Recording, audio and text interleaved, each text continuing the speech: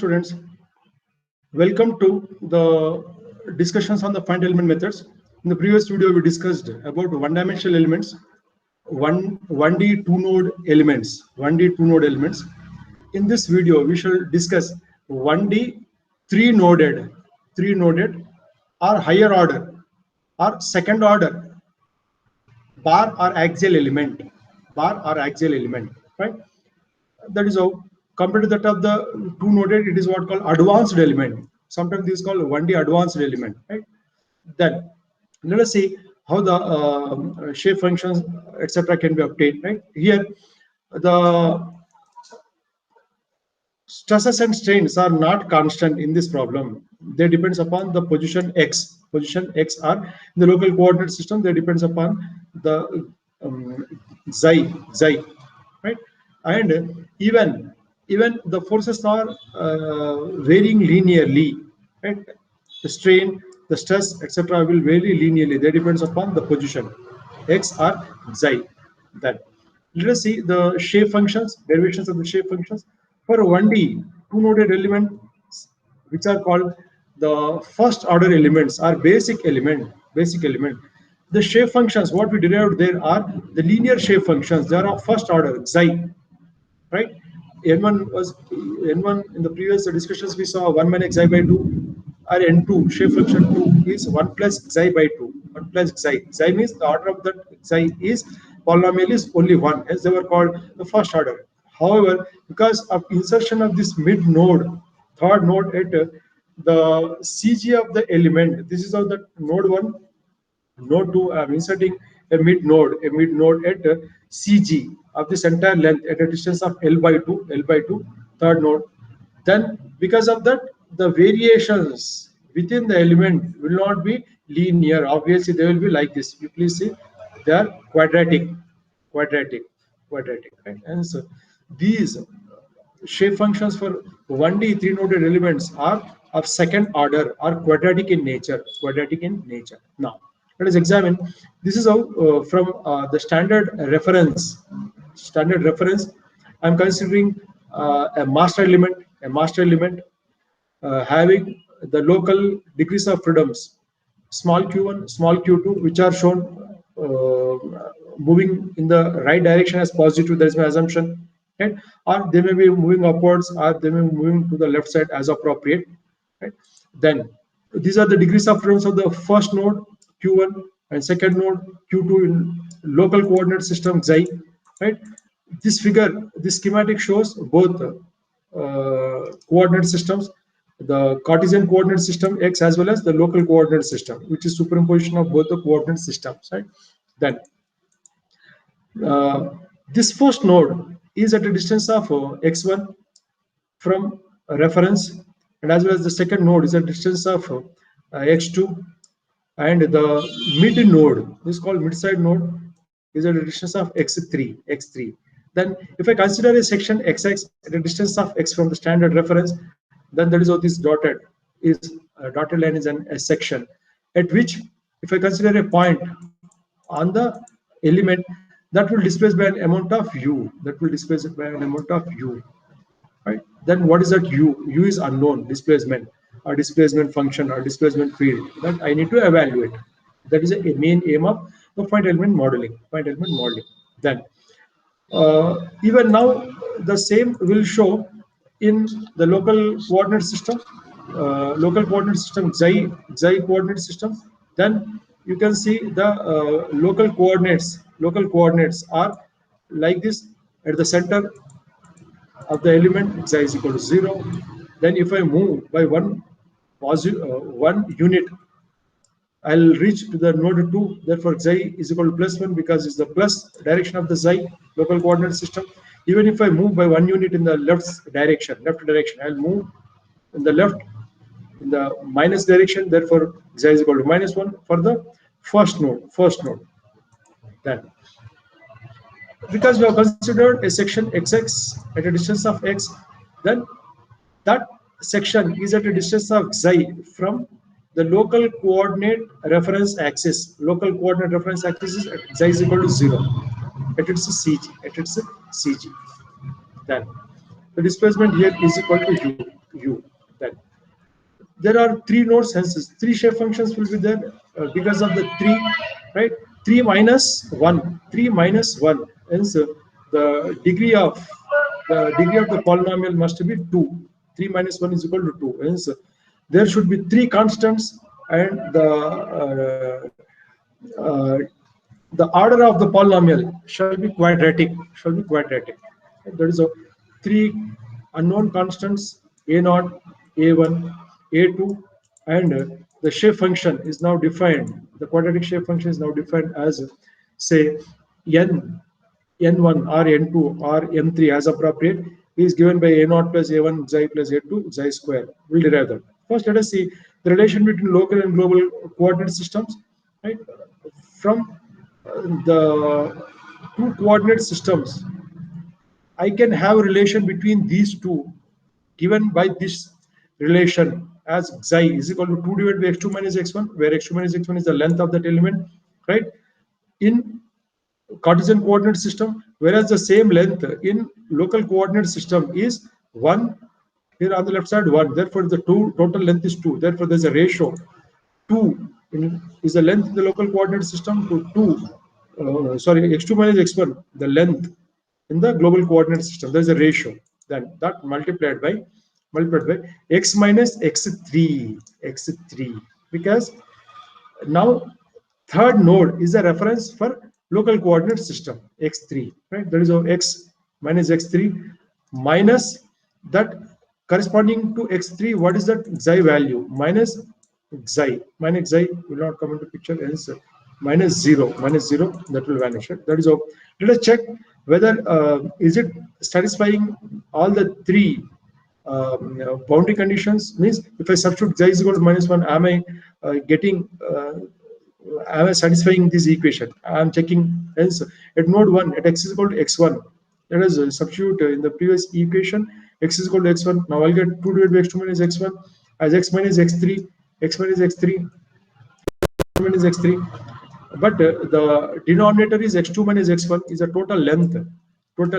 Hence the total length can be written as 2 times half that length, but half that length can be obtained using x3 minus x1. Hence that gets cancelled. Now what is now left is 2 by 2 multiplied by 1 is minus 1. Yes, it is satisfying because at that point xi is equal to minus 1. It has satisfied. Similarly, let us check, will it satisfy at the second node also at x is equal to x2? There I'll put x is equal to x2 here, then substituting which x2 minus x3 gets cancelled and it leads to 1. Yes, at that location xi is equal to plus 1. That is also checked. Now if we put x is equal to x3, therefore x3 minus x3 is equal to 0, 0 multiplied by something is 0. Hence this relationship xi is equal to 2 divided by x2 minus x1, x minus x3 is satisfying all the three at node 1, node 2, node 3, all the three boundary conditions. Hence that relationship is correct relationship. Once I get the correspondence between local and global coordinate systems, let us see the derivations of the shape functions. The first shape function, right, is n1. Let us say this is how that node 1, student, this is how that node 1. If you want to derive the shape functions, then apply a unit load, right? Because of that will be uplifted by 1 unit, right? That is the deflected profile. Please see this, students. I'm holding it node 2, node 3 as supports, right? This is node 2, this is node 3. I'm just holding this. You can see the deflected profile. If I'm applying the load at node 1, that is how the deflected profile. That is how the shape function variation. Right?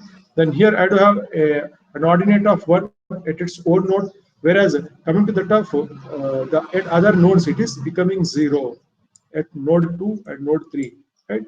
Hence n is equal to 1 at its own node. n11 is equal to 1, n13 is equal to 0, and n12 is equal to 0, Then you please make a note where this shape function n1, which is written in terms of local coordinate system xi, is becoming 0. Now I'll recall, right? It is becoming 0 at a line passing through this midpoint where xi is equal to 0 is the equation of the line. Hence, you recall that xi, and also it is becoming 0 at this line where xi is equal to plus 1, means the equation of the line passing through this node 2 is 1 minus xi, 1 minus xi. Hence, the shape function in entire FEM is derived as a product. Shape function mathematically is derived as a product of the lines where the defined shape function keys us, where the defined shape function keys us. Therefore, it keys us means it becomes 0 at node 3 as well as node 2. Hence, you recall the product of these two lines, that of the line passing through 3 xi, passing through 2 1 minus xi. Hence, xi multiplied by 1 minus xi was the product of the lines that multiplied by constant C1. However, that constant C1 can be evaluated using the boundary conditions as like this. Therefore, at xi is equal to minus 1 means at the left support, if load is applied, it will entirely absorb 100%.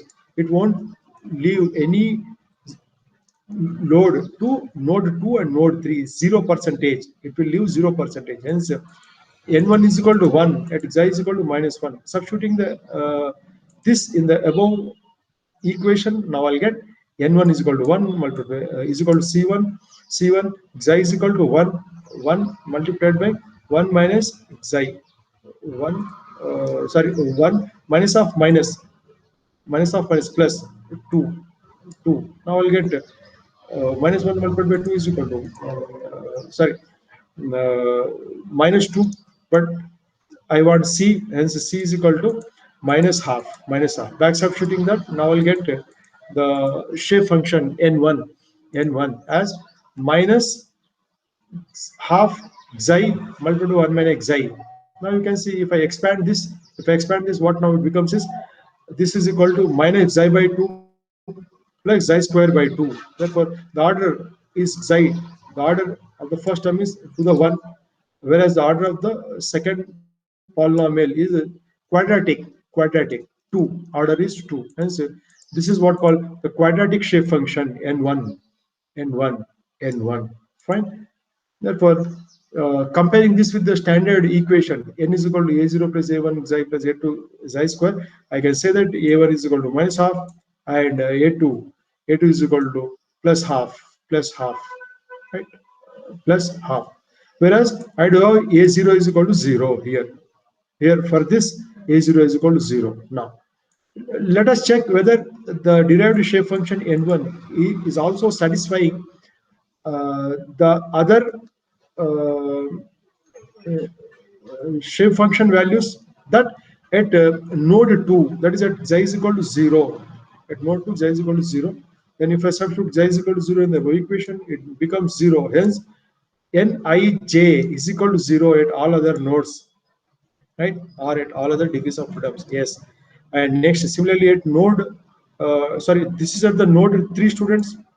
Similarly, at node 2, at xi is equal to plus 1, if I substitute xi is equal to plus 1 in the equation, then n1 is equal to 0. Hence, this shape function which we have derived is not only satisfying its own node ni is equal to 1, but also it is satisfying nij is equal to 0 if I is not equal to j, because n12 0, n13, this is n13 is equal to 0, this is n12 is equal to 0. Hence, the check for the correctness of the shape function what we have derived. I think once we do that in a similar fashion in the mirror image, you can do on your own. But the shape function 2 means if load is applied at node 2, it will totally absorb that 100% load and it leaves just 0% to node 1 and node 3. Hence, the shape function can be derived in a similar fashion as n2. Xi is nothing but the product of these two lines, where this equation is equal to xi equal to minus 1 means 1 plus xi, and this line is equal to xi is equal to 0. Hence, product of these two lines is equal to xi multiplied by 1 plus xi multiplied by some constant c2. Right? I think putting the boundary conditions that at xi is equal to plus 1, n2 is equal to 1. Right? plus 1, n2 is equal to 1. Hence, I'll get C2 is equal to plus half. Substituting with, now I'll get n2 shape function in terms of local coordinate system xi as xi by 2 multiplied by 1 plus xi r is equal to xi by 2 plus xi square by 2. This is also highest order is 2. Hence, this is also quadratic shape function. Comparing this with the standard formula, right? And a quadratic equation, I can say that a0 is equal to 0 and a1 is equal to half, a2 is equal to plus half. And let us check whether is it satisfying the other in ij is equal to 0. Yes, at xi is equal to 0 means at node 3. If you substitute that, then n2 is equal to 0, and also at xi is equal to minus 1 means at node 1. If you substitute in the above equation, n2 will become 0. Hence the correctness of the derived shape function. These are the two shape functions. Then we'll move to the third shape function, which is sometimes called the bubble shape function, because if the load is applied at the mid node, right, like this, right? You will see that I have applied a unit load at node 3, then it will totally absorb 100%. It leaves 0% to node 1 and node 2. Hence, the shape function, as it resembles a bubble, sometimes this shape function n3 is called bubble shape function because it resembles the bubble shape function like this, right? Then let us see that n3 in terms of local coordinate system. What is the equation of this line? First line which is passing to the node 1 is 1 plus xi, and also the equation of the line which is passing through the node xi is equal to plus 1 means 1 minus xi. Hence the shape function n3 is written as the mathematically written as the product of the lines at which the shape function quizzes. Therefore, at these two lines, this n3 will become 0. Like that, if any another line is there, you also bring into picture that one, right? Right? Those products multiplied by some constant C3. That constant C3 can be evaluated using the boundary conditions that at its own node, at node 3, the xi value is equal to 0, substituting which in the above equation, I get C3 is equal to 1, C3 is equal to 1. Substituting in the above equation, I'll get 1 minus xi multiplied by 1 plus xi is equal to 1 minus xi square. And so n3 is nothing but 1 minus xi square, 1 minus xi square. This is what, here you please see that in the previous terms, at least xi to the power 1, first order term was there. Here, no, only constant term followed by xi term is not there, only directly quadratic term is there. You please make a note. In the previous terms, the linear term was also there, even the quadratic term was there, but there was no constant term. But here the shape function has a constant term 1 and as well as a quadratic term. Therefore, any element must have a constant, so as to avoid the rigid body motion, so as to avoid the rigid body motion, right? Hence, it is satisfying that condition. Hence, let us check whether is it okay, is it satisfying at the other nodes. At xi is equal to minus 1 at the left node, at node 1. If I substitute xi is equal to minus 1 in the above equation, 1 minus 0 is equal to 0, satisfying. And also at the right node number 2, xi is equal to plus 1, substituting which n3 is equal to 0. Yes, I got the check. And comparing with the standard equation, I have now a0 is equal to 1 and a2 is equal to minus 1. Whereas a1 is equal to 0. Please make a note here for this. A1 is equal to 0. Previously a0 was 0 for n1 and n2. Once I derive the shape functions, students now will move to the displacements. Right now, displacement function or displacement field, right? We'll interpolate actually, right? We'll interpolate using the quadratic shape function. That is what we'll try to do now. We already know that we do have 3 degrees of freedoms, q1, q2, q3. Actually, for demonstration purpose, I have shown the displacements in the vertical direction as an ordinate. Actually, they are not in the vertical direction. If load is applied in the horizontal direction, the displacements will be there in the horizontal left to right or right to left as appropriate. They will not be in the upward direction. It's only just for schematic purpose. I have shown the displacements in the vertical directions, right? Hence, the displacement of the first, second, and third nodes are respectively Q1 left to right, right, and Q3 from left to right, and Q2 from left to right at node 1, 3, 2 respectively, at which the shape functions are n1, n2, n1, n3, n2 respectively in the local coordinate system. Right now, at a distance x from the standard reference axis or from Cartesian coordinate system, where the distance from local coordinate system is xi, from global coordinate system is at a distance of x, this section, right? Then this part of the element will experience a displacement of u, which is unknown, is equal to how much, right? That u can be evaluated once you know this small q1, small q2, small q3 nodal displacements. Hence, now I'll say the nodal displacement vector small q is equal to q1, q2, q3, which is 3 by 1 vector, students. And we also know what is the shape function matrix. Actually, this is small q. Small q is 3 by 1, not u. Right? Hence, the displacements can be written. Now, before I write the displacement, let us make a check whether the other property states that the summation of all the shape functions must be equal to 1. Therefore, n1 plus n2 plus n3. Now I have written n1 is equal to minus xi by 2 plus xi square by 2. Similarly, n2 is equal to xi by 2 plus xi square by 2. And n3 is equal to 1 minus xi square. Right now, everything gets cancelled. But for this last plus 1 is the check. Summation of ni. I is equal to 1 to 3 is equal to 1. Hence the check. Hence, n1, n2, n3. All the three are correct. Then let us write the shape function using interpolation. Let us interpolate this displacement function u using the shape functions. Hence, we already know in FEM that u is equal to nq, right? U, the first degree of freedom, has a shape function of n1, hence n1 times the displacement q1. Similarly, the second degree of freedom has n2 as a shape function. The third degree of freedom has n3 as a shape function value coefficient, right? Hence, u is equal to summation of ni qi, where I is equal to 1 to 3 n1 q1 plus n2 q3 plus n3 q3 is what? A numeric value. This is how one equation which leads to one final result, because by this time what are q1, q2, q3 nodal displacements are already known. Keeping in view where you are where is a point P for which the shape functions n1, n2, n3 are already known.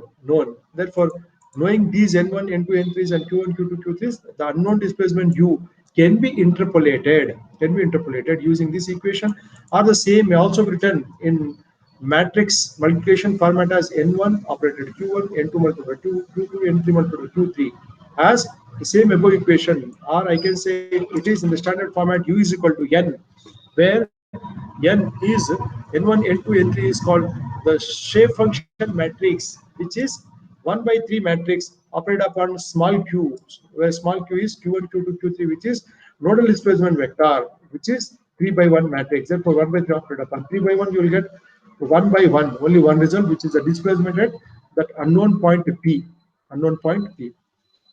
Then, students, I hope you are understanding. Then, once we interpolate the displacements from the known degrees of freedoms q1, q2, q3, let us move. Similarly, can we interpolate the geometry?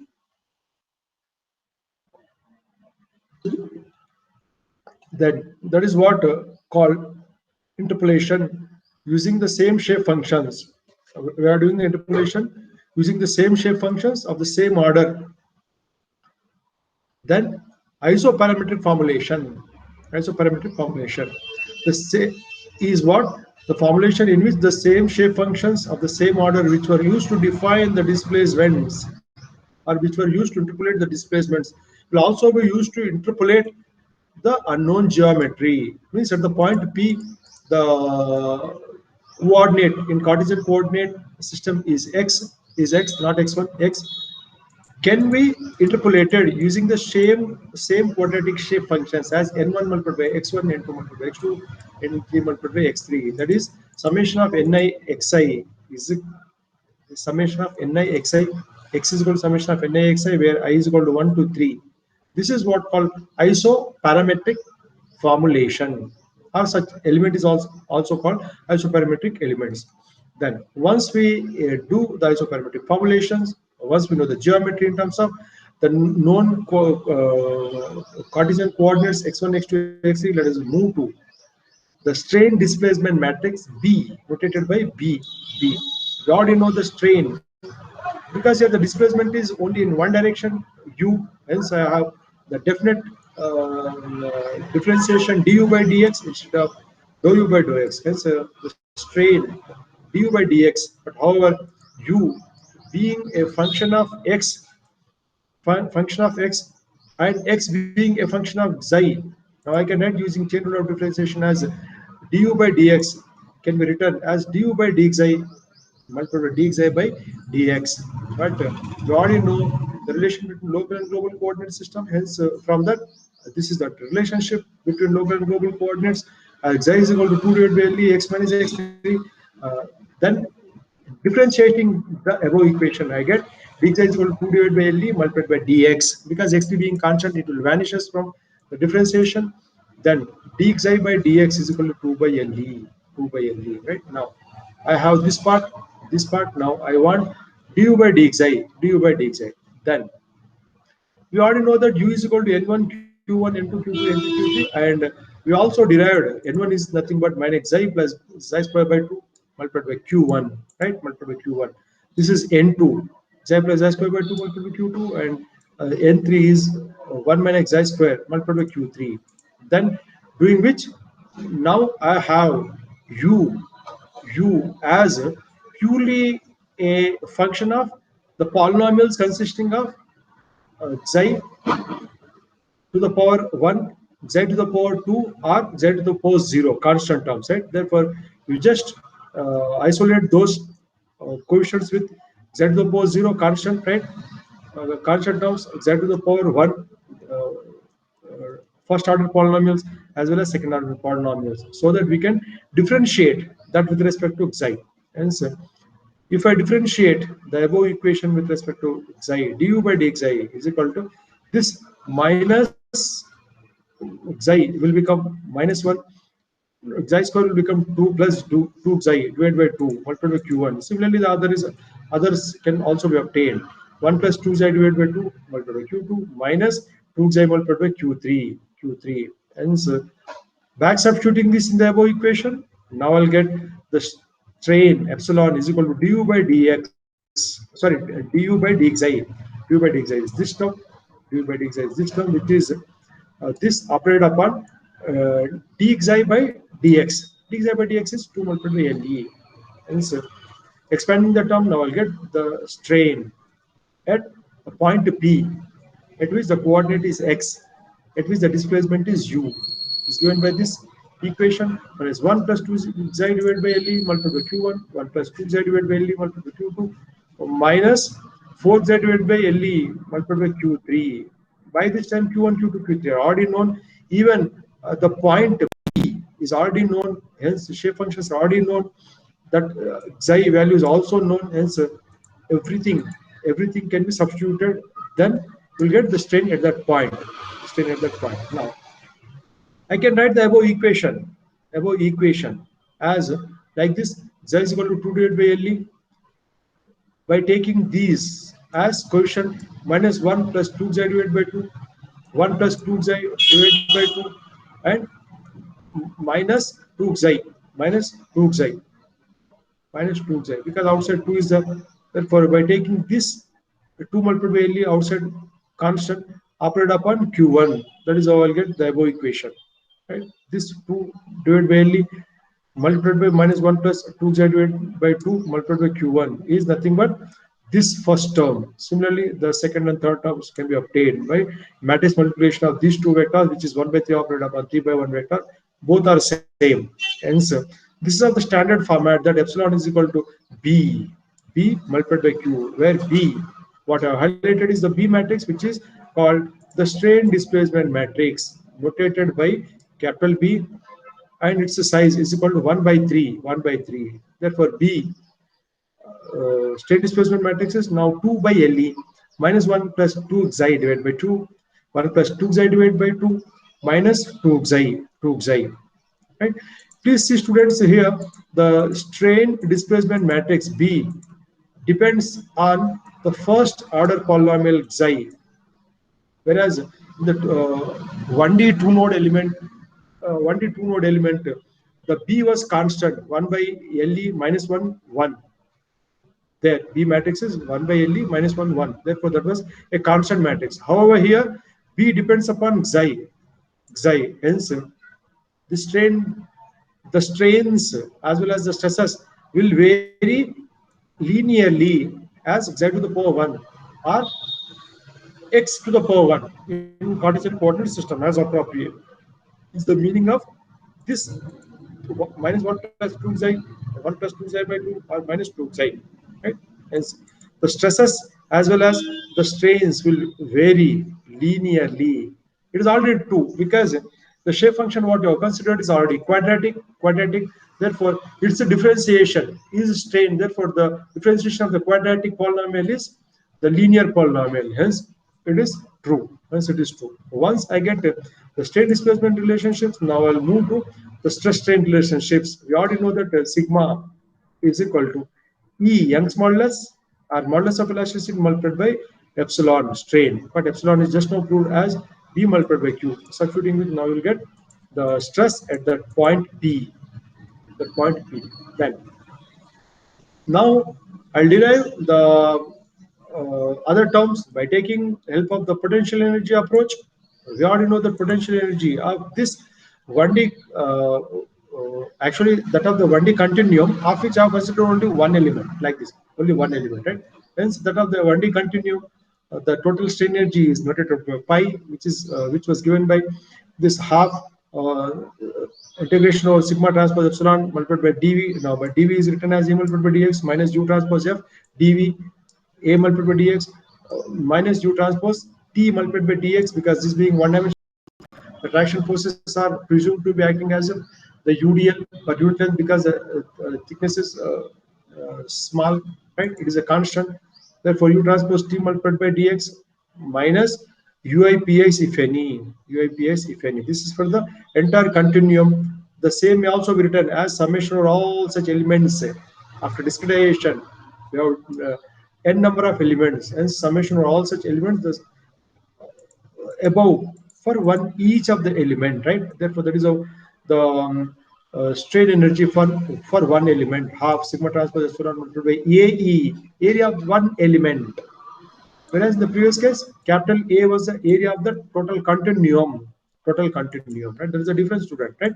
AE, area of one element multiplied by dx. That is how the strain energy of one element. If you sum up all the elements, you will get the total strain energy of the continuum. Similarly, the work done by the body forces for one element, U integration over U transpose F AE multiplied by dx. The work done by the traction forces over one element is integration over U transpose T dx, and the work done by the concentrated loads, point loads, is UIPIs. All the work done terms are considered three work done terms, and the strain energy term.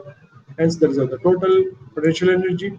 Then let us move to the derivation of the element stiffness matrix KE. Now, I'll recall this element strain energy. UE was given by half sigma transpose epsilon AE multiplied by dx versus a dx. Then the lower bound is 0 to LE, 0 to LE. But we already know the relation between local and global coordinates as dx is equal to LE by 2 multiplied by dxi. Hence, now I have substituting the above in the above relationship, I have UE. UE is given by half. We also know sigma is equal to EBQ. It's a transpose multiplied by epsilon. Epsilon is equal to B multiplied by Q. B multiplied by Q, and AE multiplied by DX. Right? AE is AE, but DX is equal to LE by 2 multiplied by DXI. Hence, substituting epsilon is equal to BQ and sigma is equal to EBQ. I have this relationship. Upon expansion, you will get half, right? You please see previously that x was varying from 0 to L, because now I'm changing the dx to dxi. From global coordinate system to local coordinate system, the lower bound has changed from -1 to upper bound +1. That is how the change in limits, right? Then I'll get u is equal to half minus 1 to +1 e q transpose b multiplied by q ae le by 2 dxi, because the transpose of E B Q is nothing but Q transpose multiplied by B transpose multiplied by E. But however, E transpose itself is E because E is a constant, right? E is a constant. Then I can always write this in the standard format as U E is equal to half Q transpose. Q transpose can be taken out of integration and Q can also be taken out of integration. The rest of the terms are left there, which are KE. Means there the UE is written like this: half Q transpose multiplied by, within this flag bracket, square bracket, minus 1 to +1 E B transpose B AELE by 2 dxi multiplied by Q, where the term within the square bracket is element stiffness matrix. This element stiffness matrix, right? Which is uh, E minus 1 to +1 B transpose B AELE by 2 multiplied by dxi. Here, student, please see that here this area as well as the length can be taken out of integration because they are constants. That is already taken out of integration. Now I cannot take this B transpose multiplied by B because B depends upon xi linearly. B is not a constant matrix, it varies linearly. Hence, now I'll substitute what is that B and B transpose. That is how the B and B transpose minus 1 to +1, 2 divided by LE, 2 divided by LE, minus 1 plus 2 xi divided by 2, 1 plus 2 xi divided by 2, minus 2 xi transpose, multiplied by same B, that multiplied by dxi. Once I, actually this is 3 by 1, 3 by, actually this B transpose is 3 by 1 matrix operated upon this 1 by 3 matrix. Therefore, it leads to 3 by 3, 3 by 3 matrix, right? Now, let us see. Let us see how, right? And so that matrix multiplication will give 3 by 3, means 9 coefficients are obtained by taking this out of integration. This 2a e divided by L was constant minus 1 plus 1. The first coefficient of that 3 by 1 operated upon 1 by 3 matrix is minus 1 plus 2 xi whole square divided by 2 whole square, that is 4, right? Like that, students, you can expand, you can multiply both of these matrices and you can check on your own. These are the different uh, quotient terms of that K matrix, which need to be evaluated from minus 1 to +1. Hence, now I'll evaluate each of these Kij. I will say this is Kij, any Kij, where I is equal to 1 to 3 and j is also varying from 1 to 3. Therefore, if I'm just recalling this first coefficient K11 coefficient, right? That is minus 1 to +1 minus 1 plus 2 xi whole square divided by 4 minus 1 plus 1 and minus 1 plus 2 xi whole square means 1 plus 4 xi square minus 4 xi divided by 4 dxi. Upon integration, you will get 1 will become xi and xi square will become xi cubed, 4 by 3 xi cubed minus 4 by 2 xi square minus 1 to +1, right? Upon substitution of lower and upper bounds, this is how it leads 7 by 6 constant. Therefore, the first constant I got 7 by 6, right? Similarly, now you take that of the other terms, right? Now you please take this second term, 4 xi square minus 1 by 4, and do the similar procedure, right? Similar procedure means you just expand and try to integrate and try to substitute lower and upper bound. Hence, the outputs are now shown here. Integration minus 1 to +1, 1 plus 2 xi whole square divided by 4 will also lead to 7 by 6. And the output of this integration minus 1 to +1 xi multiplied by 1 minus 2 xi will lead to a result of minus 8 by 6. And similarly, the integration of this another term, integration minus 1 to +1, 4 xi square minus 1 by 4 will lead to a value 1 by 6, 1 by 6, and this integration, another integration from minus 1 to plus 1 xi multiplied by 1 plus 2 xi will lead to 8 by 6, right? And another integration coefficient, integration 4 xi square will lead to a value of uh, uh, 8 by 3.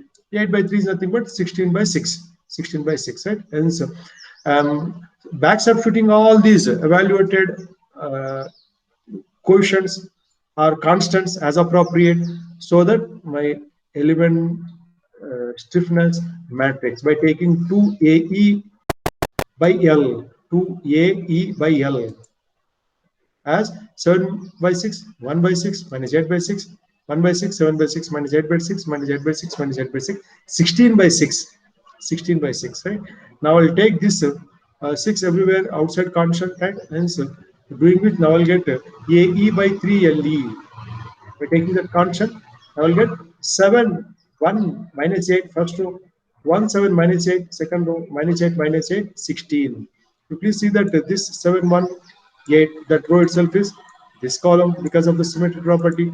Even this second row 1, 7 minus 8 itself is symmetry with respect to this column. And similarly the third row minus 8 minus 8, 16 is the same as that of the last row is last column. Hence K matrix is always symmetric matrix. This is what element stiffness matrix of 1D 3 noded higher order or second order element, higher order or second order element.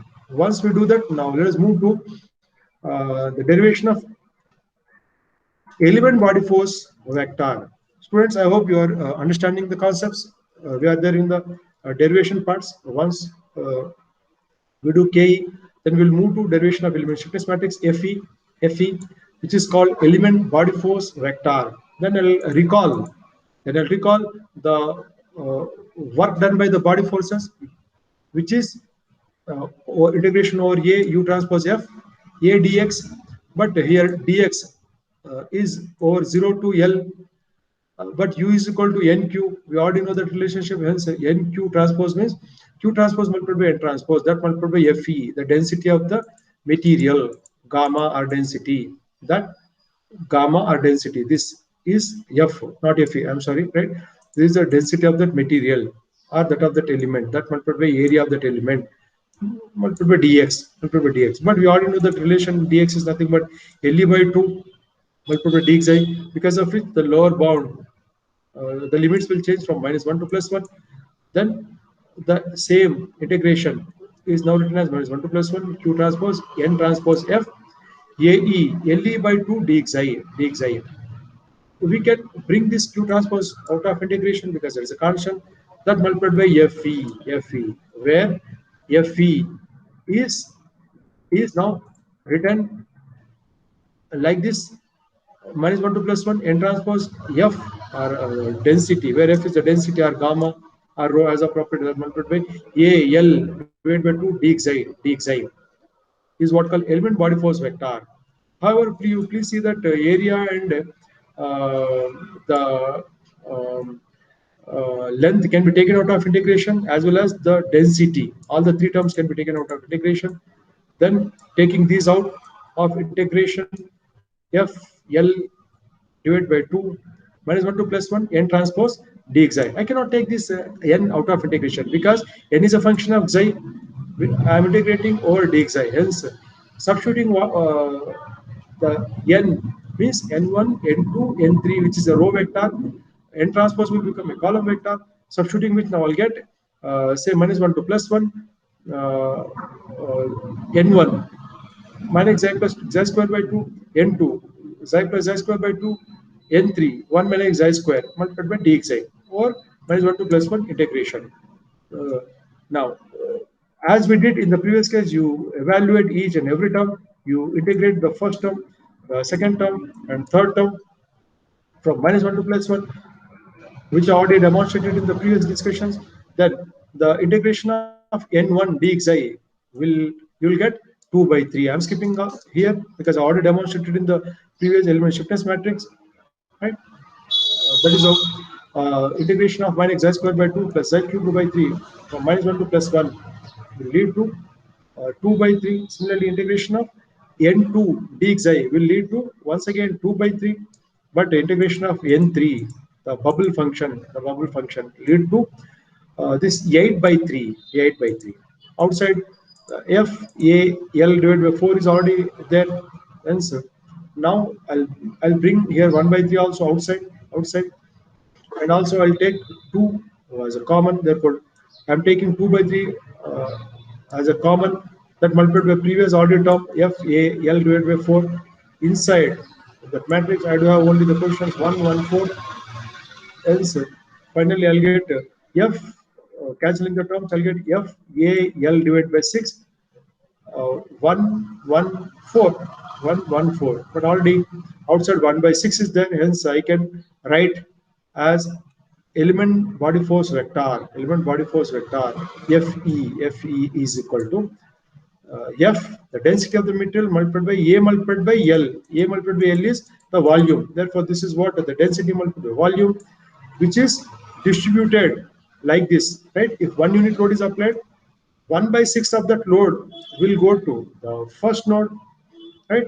And 1 by 6 of the load will go to the second node, whereas 2 by 3 of that load will go to the third node, which is there at the CG. It's already clearly understood, right? Because this will attract 1 by 6, this will attract 1 by 6. Therefore, rest 1 by 6 plus 1 by 6 is 1 by 3. Rest of the load will be the central node, which is the mid node. Therefore, 1 minus 1 by 6, 1 by 6 is equal to 2 by 3. There is also the check answer. This is what called element body force vector. Then once I do the element body force vector, students, let me check the element traction force vector also, TE. Then I'll recall the traction force terms. The work done with the traction force terms as U transpose T multiplied by dx, substituting U is equal to NQ, as explained in FE derivation. I can write this in the standard format, Q transpose multiplied by TE, where TE, element traction force vector, can be written as integration over dx, means 0 to LE and transpose T dx, but substituting dx as LE by 2 multiplied by dxi, then minus 1 to plus 1 limits, then T can be taken out of integration. Now I do have even LE by 2 can now taken out of integration. What are left within integration are only integration of n transpose dxi, means that is nothing but n transpose dxi means integration of n1 dxi, n2 dxi, n3 dxi. But we already saw in the previous FE derivation that integration of n1 dxi, n2 dxi both are 2 by 3, and integration of n3 dxi, integration of n3 is 8 by 3. Substituting that, now I'll get say T LE by 2, which is already there outside, multiplied by 2 by 3, 2 by 3, 8 by 3, 8 by 3. Sorry, previously T LE by 2 was there. Now I do have integration of this n1 as 2 by 6, and integration of n2 as 2 by 6, and integration of n3 as 8 by 6, 8 by 6. Therefore, substituting it now, I'll get this T LE by 4, 2 by 3, 2 by 3, 8 by 3. Or now I can write that as P LE by 6, 1, 1, 4. And this is the element traction force vector is nothing but the intensity of the traction force in terms of Newton per mm multiplied by its length over which it is acting, so many mm, or kilonewton per meter acting over that much of length meter, is the total load. The total load because of the traction forces, which is distributed. If 1 unit load is applied, 1 by 6, only 1 by 6 will go to node 1, 1 by 6 will go to node 2, and 2 by 3 at node 3, which is the mid node, the centroidal node will attract 2 by 3, 2 by 3. This is what the derivation of the element traction force vector TE, TLE 1 by 6, 1 by 6, 2 by 3. Then let us check, is it correct or not? Yes, 1 by 6 plus 1 by 6 plus 2 by 3 is within this. Now I have to have the summation is equal to 1. Hence, applied load is perfectly transferred. Right? There is a check. Then once I do this, now I'll move to formulation of the potential energy of the entire continuum, because I just now have calculated the stiffness matrices and element body force vector, element traction force vectors. Uh, Now I can formulate the capital K structural stiffness matrix as well as capital F global load vector. After formulation of that, I can write the total potential energy of the continuum as phi is equal to half capital Q transpose KQ minus Q transpose F, right? But we are using potential energy approach. Therefore, law of minimum potential energy leads mathematically dou pi by dou Q must be equal to 0, which leads to the equilibrium equations as KQ is equal to F. KQ is equal to F. I hope students understood the fundamentals of the 1D 3-node elements, which is called a quadratic, which is having a quadratic shape functions. Sometimes this element 1D 3-node element is also what referred to as higher order or second order second order 1D element, because the order of the polynomial is second order, right? Or quadratic, having quadratic shape functions, right? Once we understood the fundamentals, let us see an application problem, right? This is how an application problem. A robot is rotating with a constant angular velocity omega 30 radian per second. Then determine axial stresses, stress distribution using two quadratic elements only two quadratic elements, right? Consider only centrifugal force and ignore the bending of the arm. That is how the conditions are given. Take the area of this robot arm as 0.6 inches square and n 7 pound per square inch, and the density of the material 0.2836 pound per inch cube, and length of the total robot arm is 42 inch, and the gravity constant G 32.2 foot per second square. All units are in consistent units. They should be written in consistent units, right? This is an FPS system. Foot pound second, right? In that system. Now, this is a steel rod. Therefore, its density is this. The properties are available here. Now let us see the schematic. There is the robotic arm, which is hinged at one end, node 1. This is hinged at one end. About this node 1, it is rotating. With an angular speed of omega is equal to 30 radian per second. And what is asked is you model this robot arm using two quadratic elements, right? Its total length is equal to 42 inch. Hence, I'll discretize this into two elements. That is the very first element 1 and the second element 2. The total length of each of the element will now become 42 by 2 is equal to 21 and 21 inch along the positive x-axis. Whatever that axis is, then I'll assume that as a positive x-axis. That x-axis need not always be necessarily horizontal, right? Any inclined plane along its own axis is the global coordinate system, right? Need not necessarily be a horizontal axis, right? Therefore, there is a positive x-axis. Then the total length is equal to 42.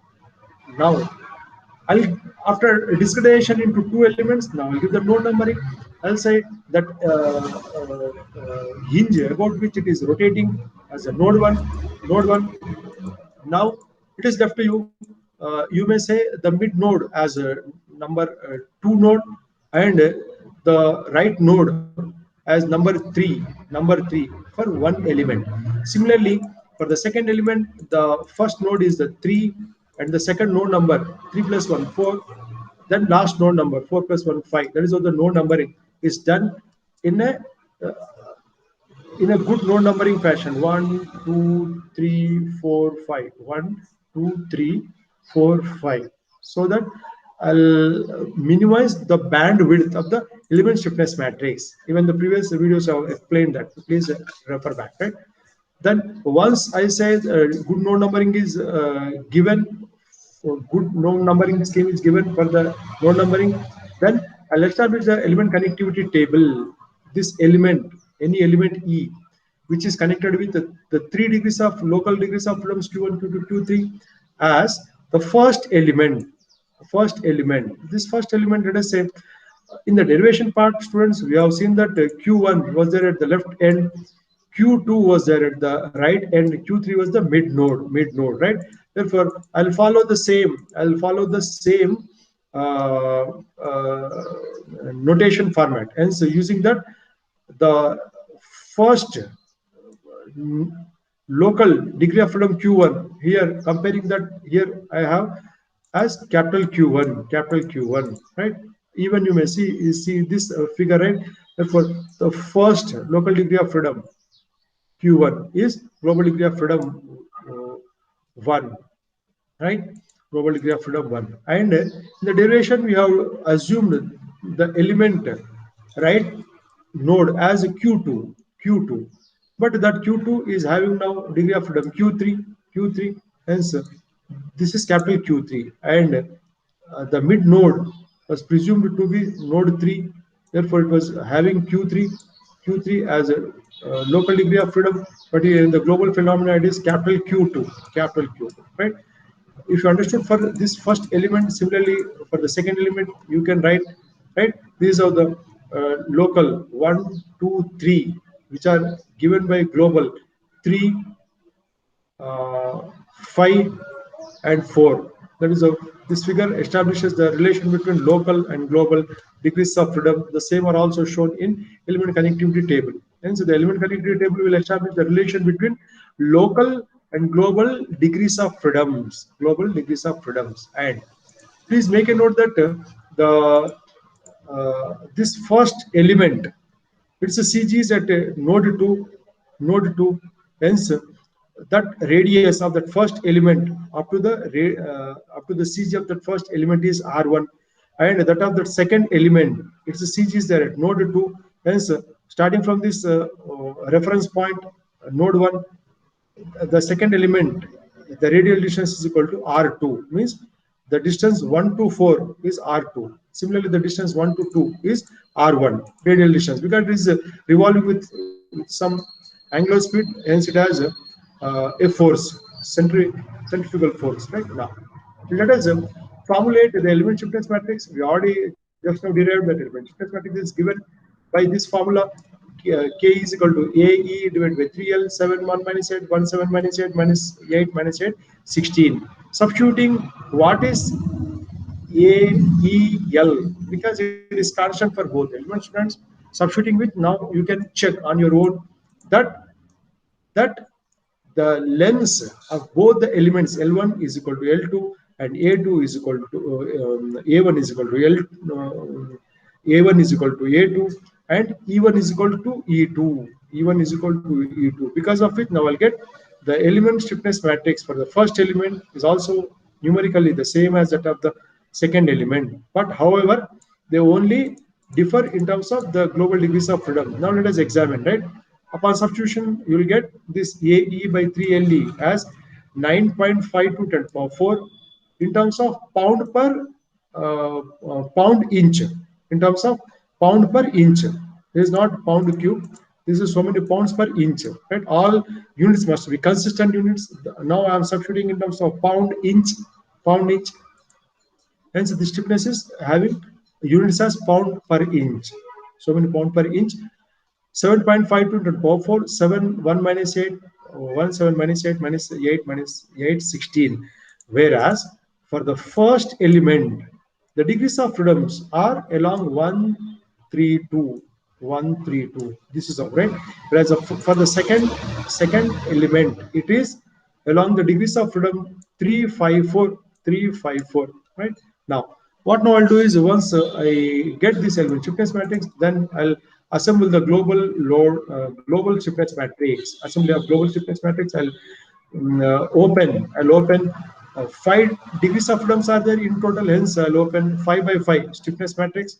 The first row, second row dash up to fifth row, first column dash up to fifth column. Then you just bring appropriate coefficient from this. Let us examine the 1 K11 has a coefficient as 7 multiplied by 9.52 to the power 4. If you take 9.52, the coefficient in 1 K11 is equal to 7, right?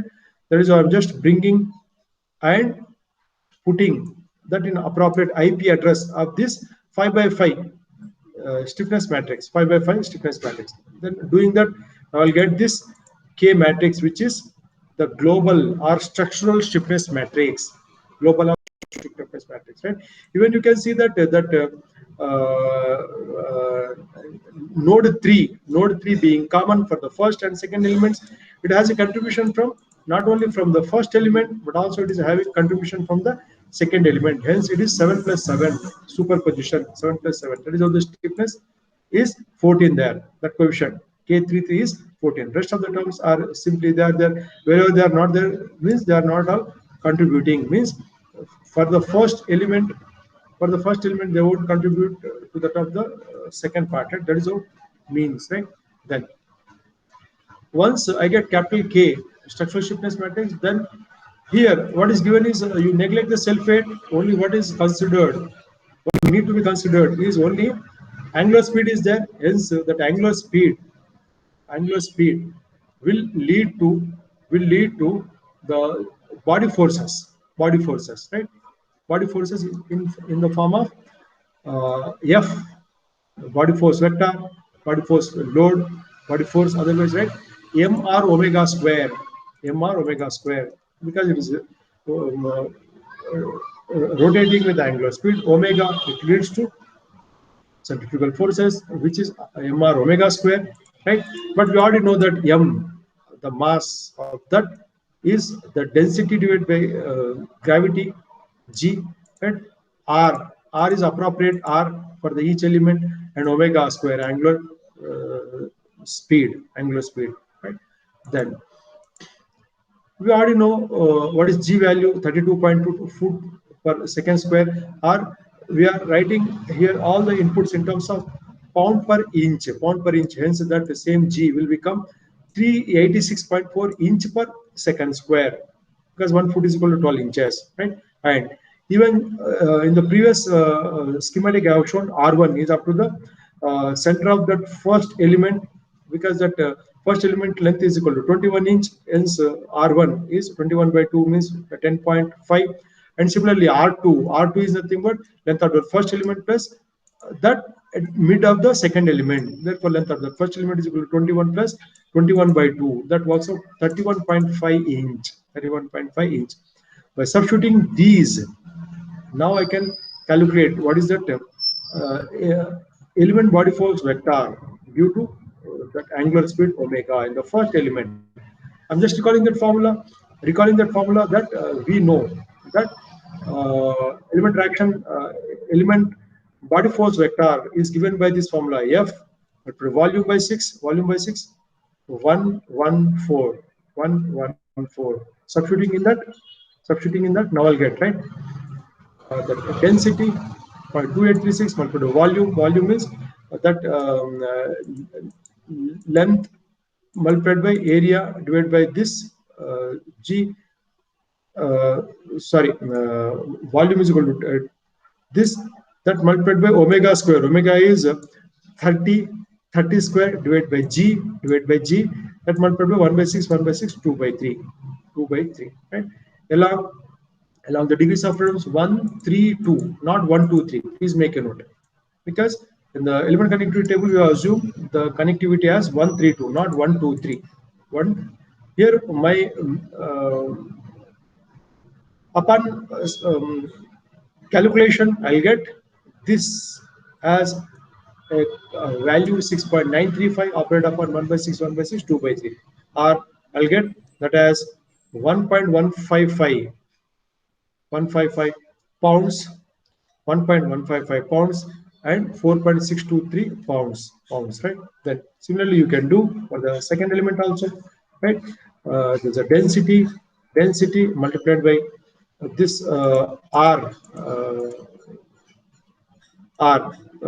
multiplied by R is 31.5 multiplied omega square. Omega is 30.1 square divided by G, right? That multiplied by 1 by 6, 1 by 6, 2 by 3. Or it gives finally, upon calculation, 3.46, 3.46 and 13.86 pounds along the degrees of freedom 354.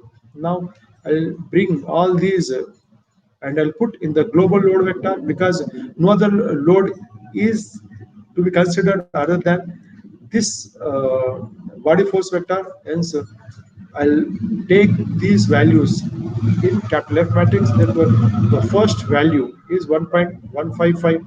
Similarly, that of the second is 4.632, and so on and so forth, right? Others, right? That is how now I'll get this 5 by 1 vector, which is called the global load vector. Global load vector is now written as the contributions from only the body forces, because no traction forces are given and no concentrated loads are there in terms of pounds. Right? Now, once I get this, now I'll write KQ is equal to F. KQ is equal to F is an equilibrium equation, but we already know that its inversion Q is equal to K inverse F. Then I think we are already seen in so many problems that we already formulated K, which is 5 by 5 matrix. Students, you just invert that and operate upon F, which is 5 by 1 matrix. Hence, 5 by 5 inverse operate upon 5 by 1 matrix will give the 5 simultaneous equations. Solving those, you will get the unknown degrees of freedom or displacements as Q taking 10 to the power minus 3 common. The first degree of freedom is 0. Obviously, it is correct because the first is a hinge. Hinge cannot move in the x direction or radial direction, hence 0, hence the check. And other values are like this, right? Q2 is equal to 0.5735 10 to the power minus 3 inch, and others are 1.0706 and 1.4147 and 1.5294 10 to the power minus 3 inch, right? Now, even you can see that as I'm moving away from the node 1 to node 2, yes, more displacement. Node 2 to node 3, more. To 4, yes, more. To 5, yes. It is a check actually, right? There is a ascending order. Q1 is less than Q2 dash dash up to Q5, or Q5 is much greater than Q4, greater than Q3, greater than Q2, Q1. Hence the check means I got correct results, right? Now, once I get this, now I'll do the stresses, element stresses. The element stress for the first element Q1 is given by E multiplied by epsilon. Epsilon is equal to BQ. But we already know that strain displacement matrix B was given by 2 divided by L minus 1 plus 2 xi divided by 2 1 minus 2 xi divided by 2 minus 2 xi, right? I think substituting with, now I'll get sigma 1. Sigma 1 is equal to E is Young's modulus. That multiplied by B, 2 divided by this multiplied by Q. Q is Q1, Q2, Q3 along the local degree of freedom, right? But however, they are related with the global degrees of freedom. Then you write those values. Then you'll get the results of sigma 1. I think I have not done that. Doing which you'll get the outputs, right? Like this, right? You please see the output is like this, right? Sigma 1 is equal to like this. For the first element, that node 1, node 2, node 3. There is a we have seen, right? Therefore, the stress at node 1 means that z is equal to -1, students, right? I need to evaluate that. First of all, z is equal to -1. I need to substitute here so that I'll get this term, this term, this term. Therefore, doing which, now I have the stress at node 1 is epsilon multiplied by 2 by 21, right? -1, -2 by 2. Similarly, 1 plus 2 by 2 and 2. That operate upon Q1, Q2, Q3. But just now we got what are Q1, Q2, Q3, substituting which. Now I'll get right. Substituting which and doing the matrix multiplication. 1 by 3 operated upon 3 by 1 matrix will give final result, the stresses the stress at the stress in the first element at node 1. Please make a note. Stress in the first element at node 1. It is now plus 580 per square inch. Pound per square inch, right? Students, I hope you understood this. Q1 was proved to be 0, Q2 was proved to be 1.0706 10 to the minus 3, and Q3 was proved to be 0.5785. From the element connectivity table, we have written that, right? Those values are substituting which I'll get the stress in the first element as 583 plus indicates tension. Similarly, you can do the same. The stress in the first element at node 2. At node 2, it is a central node. Therefore, Z is equal to 0. You first evaluate the B matrix.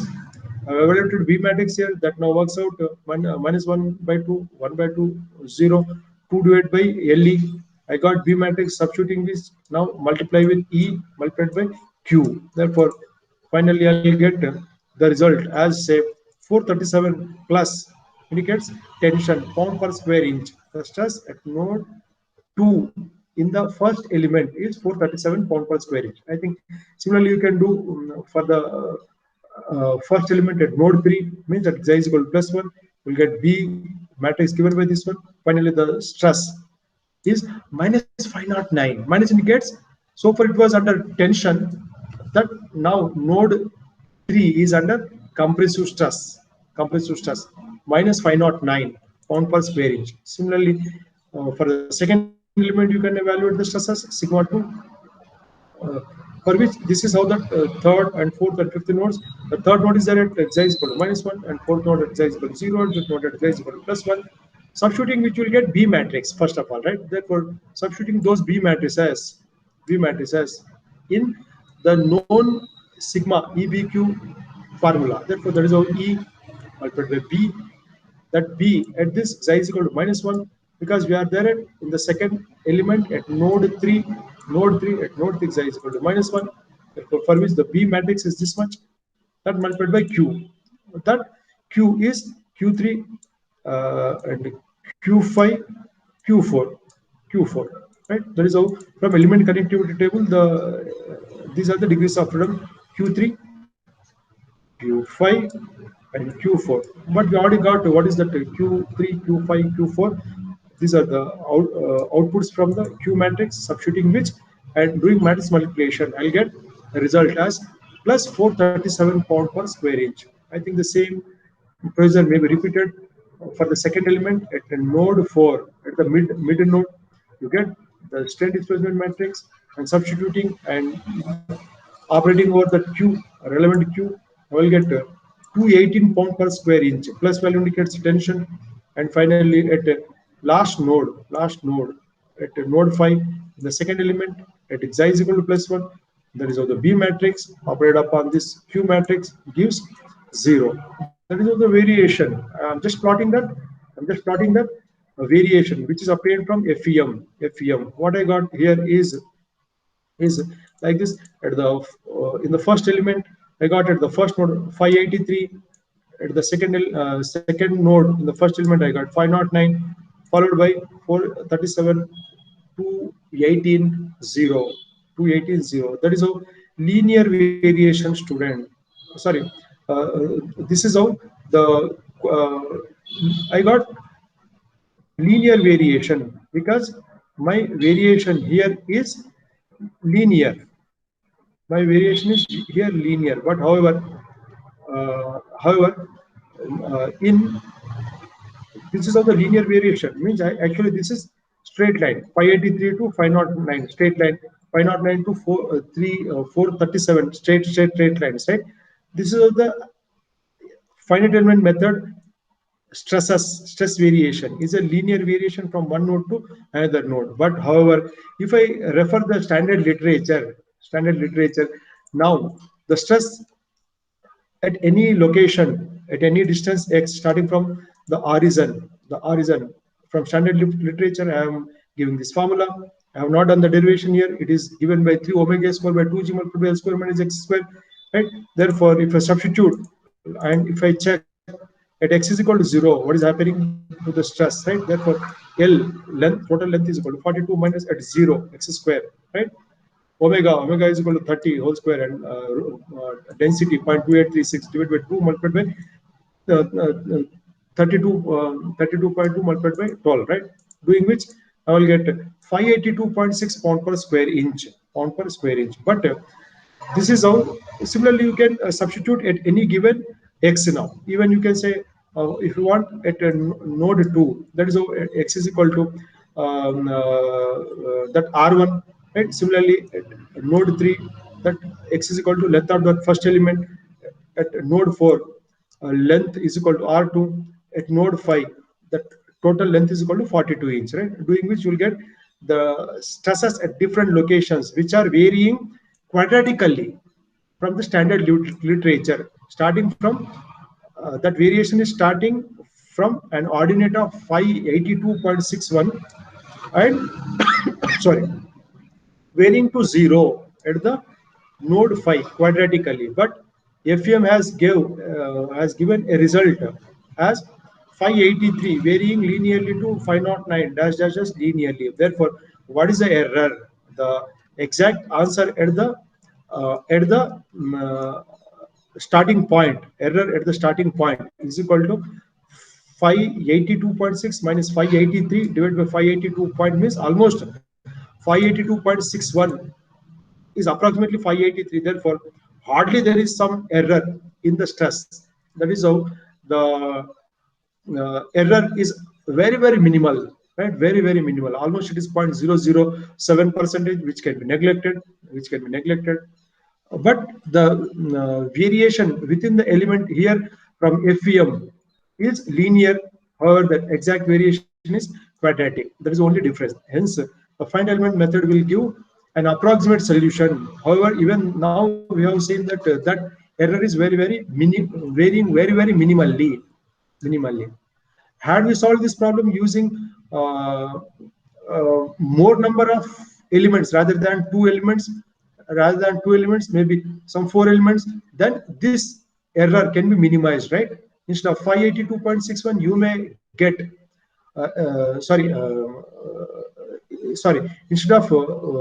instead of 583, you may get, now it is slowly tending towards an exact answer, maybe 582.81 like that, right? That is how the difference between the exact solution of the displacement compared to that of the solution obtained from finite element methods. I hope students you understood the concepts. Then now I'll conclude these discussions on one-dimensional elements. Right? If you like these discussions, you please try to click a like, share, and subscribe to our YouTube channel.